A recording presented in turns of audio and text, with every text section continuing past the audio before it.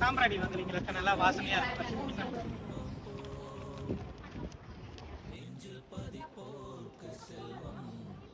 அக்கா என்ன பண்ணிக்கிட்டு இருக்கிறீங்கன்னு தெரிஞ்சுக்கலாமா? பாத்து தெரியலையா? பால் குடம் எடுக்க போறியா? நான் ஒரு கேள்வி கேட்டா தப்பா நினைச்சுக்க மாட்டீங்கல்ல? கேளுங்கயா. இல்ல காலகாலமா பால் குடம் சொல்லி எடுக்கிறீங்கல்ல, ஏன் அதுக்கு பதிலா பன்னீர் குடமோ இல்ல சந்தன அபிஷேகமோ உங்க கடவுள் ஏத்துக்க மாட்டாரா என்ன? ஏய், உனக்கு என்னடா பிரச்சனை? இப்ப தேவையில்லாத கேள்வி கேக்குற. குடத்துல அடிச்சிட போறேன், கிளம்பிடு. நீங்க என்னடா இவனுங்க கேக்குற கேள்விக்கு நம்ம பதில் சொல்லிக்கிட்டு இருக்கணுமா?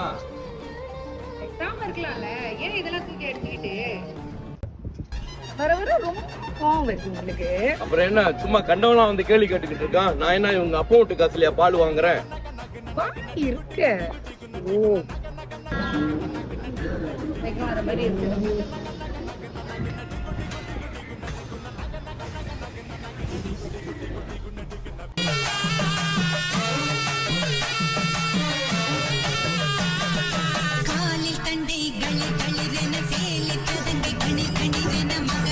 பார்த்து பார்த்து கவனமா போகணும்.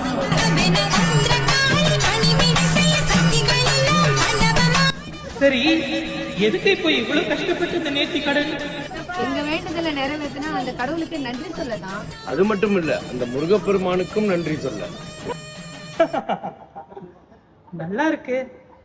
நன்றி சொல்றதெல்லாம் சரி, ஆனா முக்கியமான ஒருத்தருக்கு நன்றி சொல்ல மறந்துடுறீங்களே. யாருக்கு? நீங்க மட்டும் இல்ல, எல்லாரும் அப்படிதான். என்ன சொல்றீங்க? புரியலையப்பா. ரொம்ப தூரத்துல ஒருத்தன் ஒரு தாய் தன்னுடைய குழந்தைக்கு மார்புல பால் கொடுத்துக்கிட்டு இருக்கும் பொழுது தன்னுடைய வேண்டுதலுக்காக கடவுளுக்கு பால் செலுத்தணும்னு சொல்லி அந்த தாய் மடியில இருந்து பால் எடுத்து கடவுளுக்கு அபிஷேகம் செலுத்த போனானா, அந்த தாய் பாலை கொடுத்துருவாளா என்ன? அது எப்படி முடியும்? அதே போலதான் இப்போ நீங்க செய்யறதும். இங்க இருக்குல்ல, நீங்க கொண்டு வந்த பால், இது எங்க இருந்து வந்துச்சு? அந்த தாய் கோமாதா கொடுத்ததியா? என்னைக்காவது அந்த தாய்க்கு நன்றி சொல்ல நினைச்சிருக்கீங்களா? எப்படி நம்மள பெத்த தாய் தன்னுடைய ரத்தத்தை பாலாக்கி நமக்கு கொடுத்தாங்களோ அதே போலதானே அந்த கோமாதாவும் தன்னுடைய ரத்தத்தை பாலாக்கி தருது.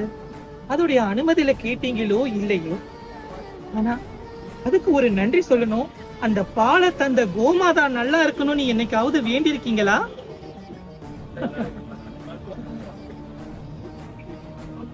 பால் தந்த அந்த கோமாதாக்கும் யாரும் நன்றி சொல்றது இல்ல, பால் ஊட்டி வளர்த்த தாய்க்கும் யாரும் நன்றி சொல்றது இல்ல. இந்த நன்றி உணர்வோட போய் உங்க நேர்த்தி கடனை செலுத்துங்க. அந்த கடவுள் நிச்சயமா ஏத்துக்குவாரு. என்ன? வெற்றிவேல் முருகனுக்கு